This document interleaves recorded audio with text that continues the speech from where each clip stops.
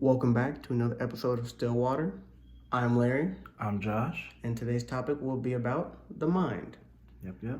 So, for me in particular, I realized that when it comes down to a lot of the people in our generation, uh, one of their coping mechanisms is definitely heavily related to marijuana. Yeah, for real.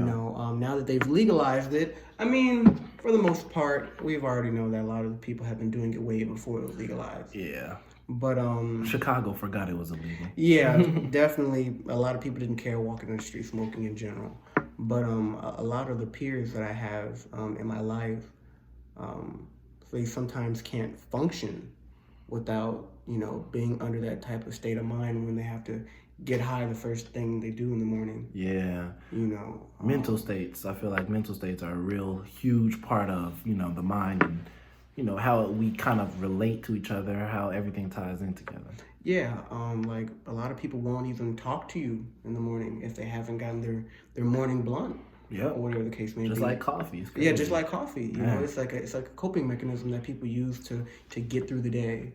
Some people even do it right before they go to work, so they can talk to customers or be around coworkers. It's ridiculous in my opinion, but I mean, due to things that happened beforehand that led up to them, now being kind of dependent. Yeah, heavily dependent on uh, marijuana or whatever else they do to kind of cope, like ties into pills, prescription medicine, whatever the case may be. A lot of people may have gotten injured in the past and then they realized that they liked the way they felt when they're on that medication.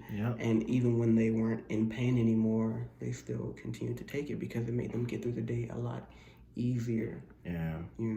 So that's definitely it does affect the mind for the most part, because once you don't have it in your life or for that particular day, then you can't function. Yeah, we see that a lot. And I feel like it all kind of goes back to like your mental state. You know what I'm saying? If you are feeling some type of way and you don't feel like you have a way to, either change the way you're feeling or make it so it's more preferred. Something like if you wake up and you upset and you know for a fact that that blunt or that pill or whatever it may be is going to get you better, you know what I'm saying? Then that's what you go to. And not having not having the capacity or the capability to actually alter your own mindset without forward. Something else, you know what I'm saying? And I noticed that a lot of the times, a lot of people, even in general, but more so in the Black community, I noticed that depression is really understated.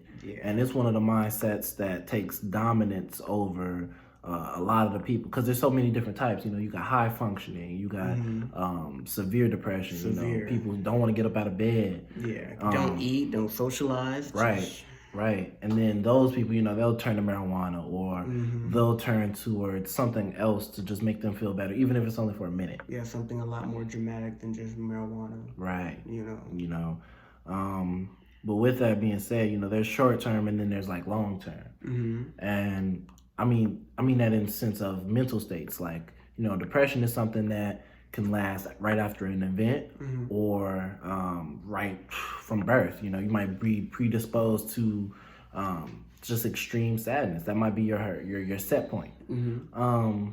Now, personally, I know for a fact that a lot of the people that I'm around that be depressed, like, I don't want to say it's funny at all, because it's a very serious topic, of course, but you kind of can tell that this person wasn't around the type of people or didn't actually have the resources around them to actually reach out and actually start helping them change their mindsets. Like a support system. Yeah, a support system is like key, even if it's only like one or two people. But no, man, I'm not gonna say like it's funny or anything, but it's kind of like, how is this something that we ignore? Yeah, how can we just like let a day go by when, someone who you talk to daily, and then all of a sudden you guys don't talk for a whole week and it doesn't even, bother you to be like, I haven't spoke to Joshua all day. I wonder what's going on with him. Right. Like between me and you, we call each other every day, and I talk to him, and the first thing I say is,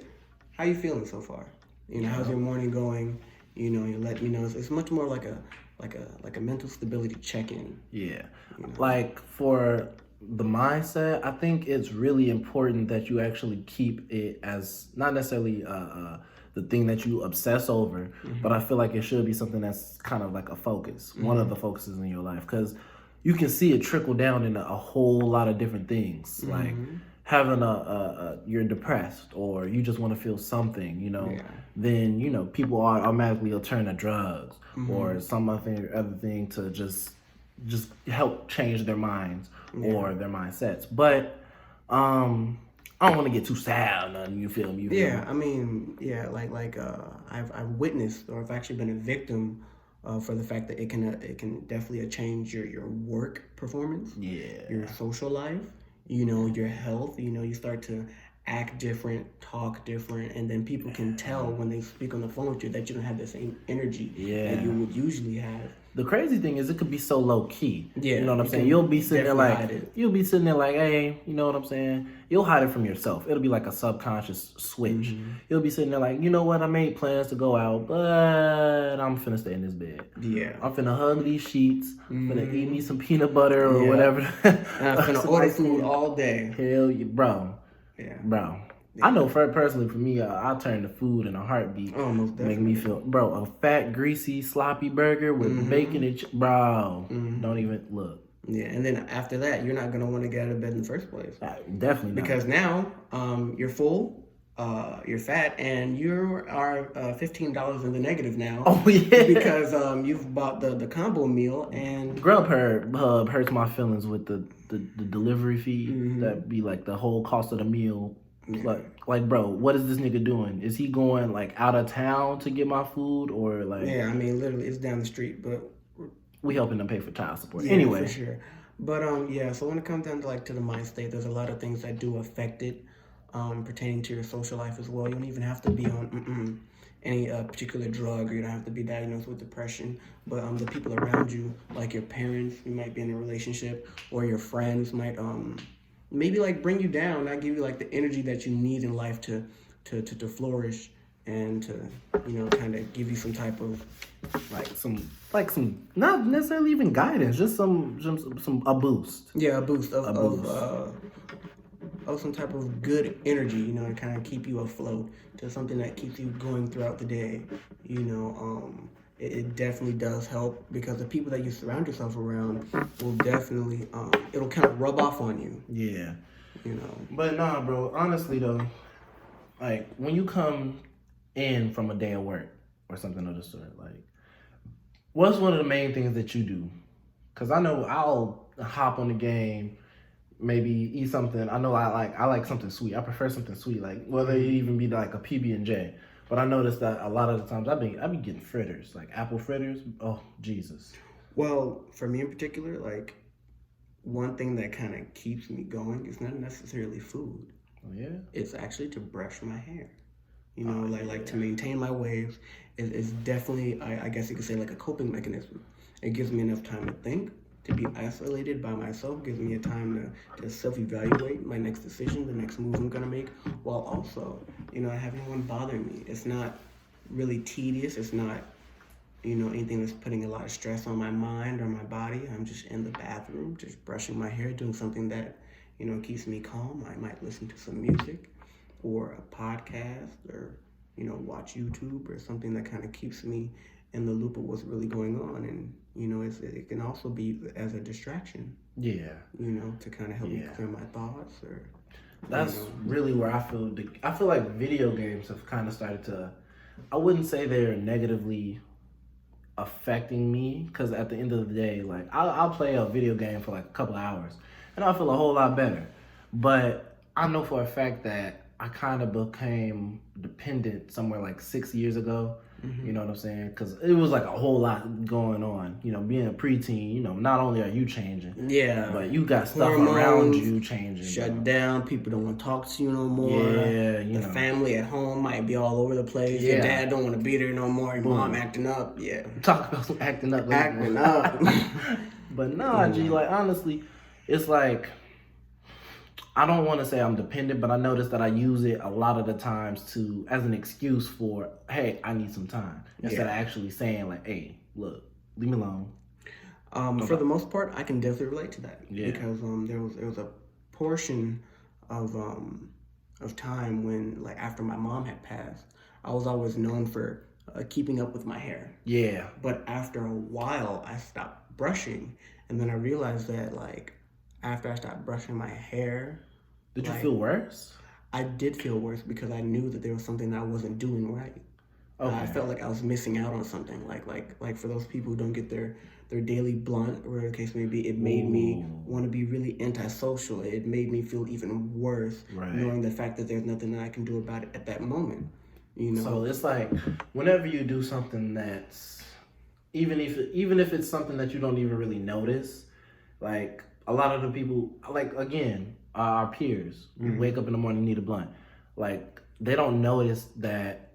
Not only are they spending a lot of money, because $20, whatever, $22, whatever you spend. Yeah, every morning. That's kind of adding up. Mm-hmm. But then on top of that, it's like, this is so normal. You know, this is something that I have put into my routine. Mm-hmm. It's like, once you stop it, it's not necessarily even like the drugs. It's not even the weed itself that's really affecting you, because like you said, you stop brushing your hair, you feel worse, and that really didn't do anything for you. Not at all. It made me feel worse about what was really going on, because it's adding on to the stuff that's currently. Yeah, but I know I need to look into it. But again, when it comes to like being depressed, I feel like for me, I went through it a couple of times, or I should say I'm still going through it, but it's more so of a just making sure I'm staying on top of where I want to be. Yeah. Like I'm at a point where it's like, okay, I can function, I'm getting stuff done, and I can enjoy myself. Yeah. But at the end of the day, depression isn't something that really just goes away. Yeah. I feel like that's a constant thing that you have to work on, and it really feeds into how you're feeling on a daily basis. It could come off as anger. Yeah. You know what I'm saying? It could come off as or being irritable. Yeah, and the signs could be extreme happiness. You know, you could have mood swings because of depression. Yeah. So it's like, yeah, I feel like if it's anything that kind of takes away from who you naturally are daily, you know, like if I'm not always super happy and out of nowhere I'm always smiling and I'm energetic, something is definitely wrong. And you know, another thing that I really noticed is sex. People really use sex, like, even I know, I've done it, like use sex as a way to kind of like brushing my hair. Yeah. Like, okay, now I haven't had sex in a week or so. Mm-hmm. And now I'm feeling like, not only am I frustrated sexually, but it's also like, now I'm feeling like, okay, maybe I'm not worth it. Maybe I'm not, attractive enough. Maybe I'm not. And it all kind of just feeds back into how I'm feeling overall. Yeah, it definitely does affect the mind state. Yeah, so, I mean, like, I noticed that a lot of people around us have sex often. Like, I'm talking about a lot of my friends that I talk to on even a weekly basis be like, yeah, man, and, I'm finna go home, clap up the lady or whatever. And, they just, like, act as if it's a natural thing. Like they're just doing it just to do it. Yeah, people usually only, I think I was reading somewhere that people only like have sex on like a statistic basis, like 2 a week.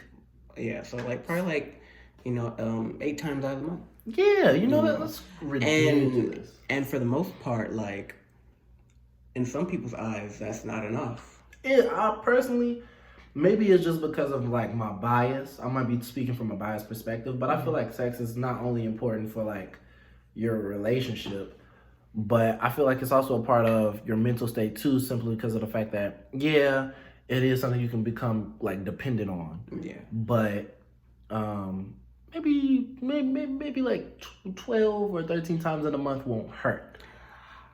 I feel like switching it up in general is always a nice thing. So if you feel like, in life you had the opportunity to do something different, like maybe not smoke your morning blunt, but maybe drink some coffee, like you said, or try, just kind of. So like variety. Yeah, have variety or diversity in whatever you're doing. I feel like that'll definitely keep you afloat. It'll keep you guessing. It'll keep you trying to find a better rhythm than what you're already in. Falling into a routine is really what if it's not a routine I feel like any routine isn't something that you can really keep up without some variety.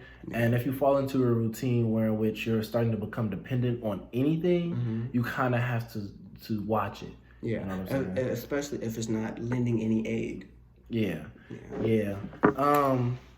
Now, like, I mean, we can really like talk about a lot of stuff when it comes to like lending aid too, because you can get help that isn't necessarily help. It's like, how do I say?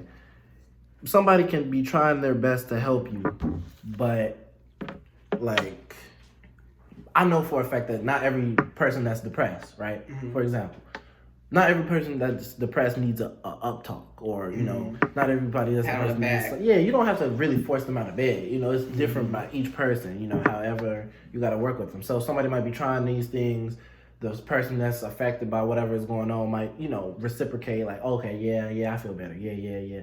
But you can never really know. Yeah, you'll never really know for sure. Mainly because being depressed kind of gives you like a shadow over your head, thinking that nothing is actually wrong. Right. Like for a long time, I thought I was okay until I seen, you know, like the loved ones around me. They were, you know, like to the point where they were crying and they were reaching out to me like, Larry, I need you to do better. And I'm like, what are you talking about? I am doing better. I'm perfectly fine. And then like, no, you're not. You haven't been to school in 2 weeks. Like, oh. I'm like, oh, really? It's been that long? Yeah. You know, and they're like, yeah, you know, last time I seen you, your hair was all over the place, and I know that that's a sign that you're not okay because you always keep your do-rag on. Yeah. And, you know, after a while, you kind of sit there and you're like, dang, I'm really hurting like the people around me. It's not only just affecting me, but it's affecting your, you know, your loved ones and the people who care about you the most. Yeah, so like, I don't know, man. I kind of like, I wanted to say like, why you got first and foremost before you get help, you should always get help if you're feeling some type of way. Automatically, like if you know something ain't right, something ain't right. That's it. That's all. You can't fight yourself. Please so don't. Knowing yourself, doing like your own reflection on your like mind state, where you at, how you're feeling on a day-to-day basis. Yeah, you gotta keep, like I said, you gotta have one of those things, like that has to be one of the things you have a focus on, and then from then on, you won't necessarily know exactly what you need, but you can kind of go towards what would be helpful. So if you know you need somebody to help you get up out of bed in the morning, talk to your peoples. You know what I'm saying? It does help. Yeah, it really do. Or if you know for a fact that you need to have a little bit more alone time so you can actually get to know yourself better, so you can be more comfortable with yourself and your routine.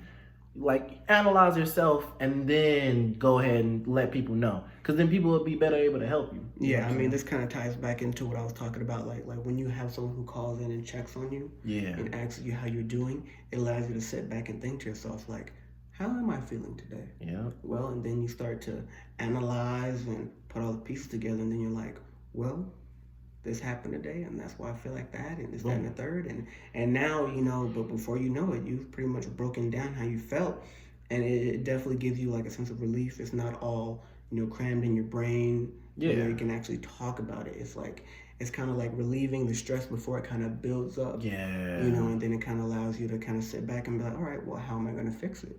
And even if you don't know, if you talk to somebody else about it, then they can give you like their second opinion on those particular things that you're going through in life, and it definitely does lend aid. Yeah, but hey, look, that's like head on the, like, bro, I can't even say too much more on it. It's like, I think it all ties back into being comfortable, and then when you get comfortable, you can be comfortable in an uncomfortable situation. I can't stress that enough. Like, you can get so used to feeling some type of way, you just like write it off as normal. Yeah, that's being stagnant, and that's being stagnant emotionally. And I noticed that when we was talking about day before yesterday, or whenever was the last time we talked, like, being stagnant is a symptom of analyzation, but it's not necessarily a bad thing. Now, you know, you can kind of identify what you need to go through. Yeah, and I feel like a lot of the times people don't get to that point where they can actually self-analyze, because, you know, the emotions are in the way. If you can't stop crying, how can you sit there in the quiet? Like, if you can't stop crying when you are alone in a dark space, like, how can you really get to know yourself better? That's for sure. Yeah, so realizing that you're emotional, realizing that you need help, realizing that you have a routine that might be detrimental. Yeah, all of that. Self-evaluation is definitely important. It does affect the mind state. As long as you can kind of keep your head on a swivel and really get a good understanding of, what's going on and how you can improve it, you're good from there. As long as you know what's wrong and have that kind of support system to kind of give you a backing on what needs to happen, it'll be great. But this has been another episode of Stillwater. Yep. I'm Larry. I'm Josh. And today's topic has been about the mindset. Thank you very much. Now, again, we do want to stress the fact you can reach out to us at our pages, Facebook, but we also have a group page, Peace Be Still. Link will be in the description. Let us know how you're feeling about it and everything of the sort. Make sure that you like and subscribe and stay tuned for episode 4. Thank you very much.